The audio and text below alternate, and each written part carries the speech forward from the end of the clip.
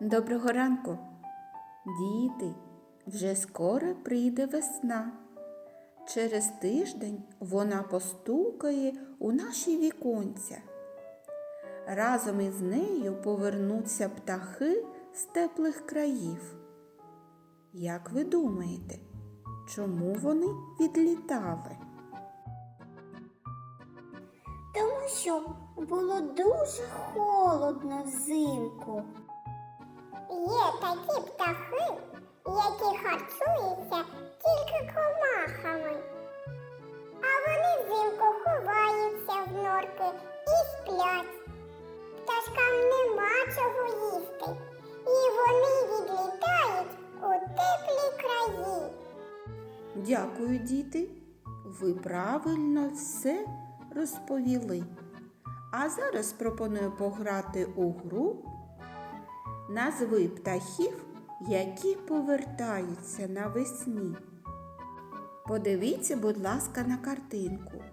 На ній зображені птахи: лелека, дятел, шпак, зозуля і ластівка.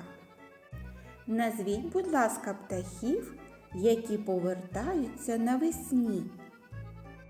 Лелека, Шпак, зозуля і ластівка. а дятел був з нами взимку. Коли птахи повернуться, їм буде радісно бачити, що ми їх чекали. Давайте зробимо багато паперових пташок, щоб справжнім пернатим друзям не було сумно. Для цієї творчості нам необхідно мати кольоровий папір у формі квадрата та фломастер темного кольору. Беремо кольоровий квадрат і згинаємо його навпіл від кутика до кутика. Тепер згинаємо квадрат з іншої сторони, теж від кутика до кутика.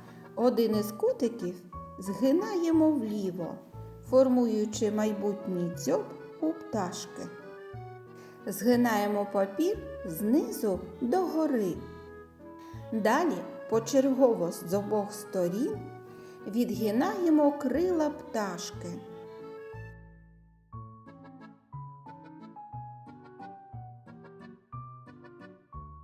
Тепер фломастером намалюємо очі.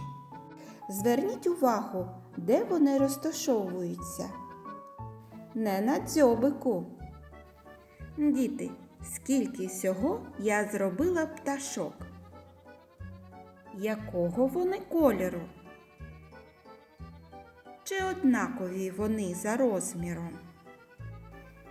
Подивіться, куди прилетіли наші птахи. Так, у квітучий садок. Вони прилетіли у садок, щоб зустріти своїх друзів. Чекаю, діти, і від вас цікавої творчості.